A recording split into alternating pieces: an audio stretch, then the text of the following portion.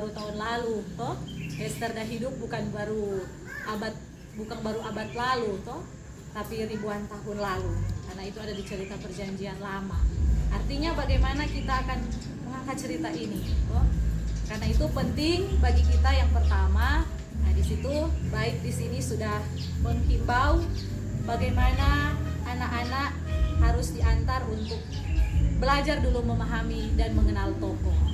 Dan orang anak-anak hidup di zaman apa sekarang orang generasi, so generasi digital, 5G, toh generasi yang jauh berbeda dengan situasi di istana Persia, di kerajaan Asveros pada saat itu. Raja Asveros memerintah tentu beda sekali. Tapi tentu tidak mengapa karena kita mengangkat yang pertama dulu bagaimana keberanian Esther. Itu artinya cerita-cerita kita akan mengantar anak-anak untuk punya karakter yang pemberani. Nah, ini kan tantangan tuh anak-anak sekarang juga memang ada yang berani tapi overdosis, toh. Ada yang memang DP keberanian mungkin ada tapi lihat tampak. Orang bilang kadang-kadang jadi jago kandang, toh, berani di rumah, berani ke mama papa, serta datang di tempat yang rame dengan orang-orang asing, DP keberanian ciut. Ini yang tentu juga harus membuat kita sadar bahwa ini kebutuhan anak. Kebutuhan anak-anak kita adalah bagaimana mereka dianggap, bagaimana mereka dilihat sebagai pribadi yang karakternya perlu kita kenali. Nah, karakter anak-anaknya tidak sama semua, kan? Kita lihat anak-anak di Kakaskasen, sedangkan satu kolom beda-beda sama dompet karakter, apalagi di satu jemaat. Dan karena itu, ketika kita melihat kisah Esther ini yang menceritakan tentang kepahlawanan Esther, memang pada saat itu Esther keberanian itu mau tidak mau itu harus dinampakkan. Kalau Esthernya nak berani, kepada siapa orang Yahudi mau bergantung?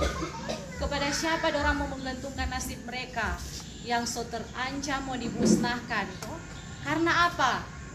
Karena ada satu figur lagi di situ. Karena siapa kotek dalam Alkitab? Haman.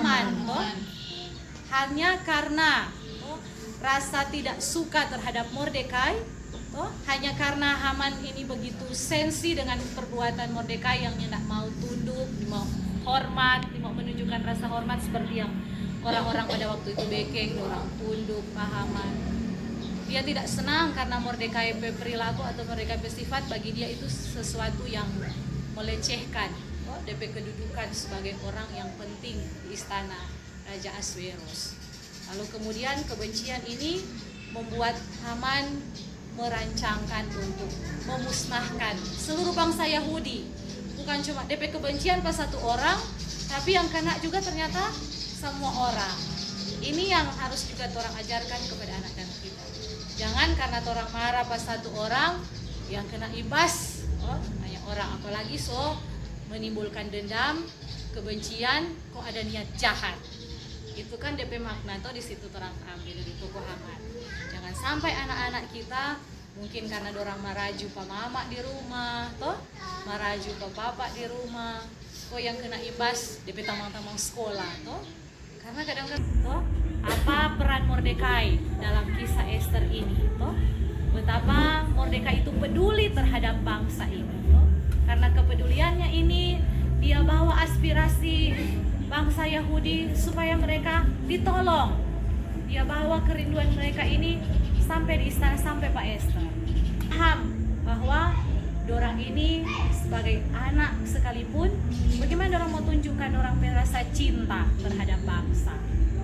Kita akan mengajak anak-anak kita untuk jadi pemberani, tetapi pemberani yang tentu didasari pada hati yang tulus, pada hati yang mau berkorban, berjuang untuk kepentingan banyak orang. Amin.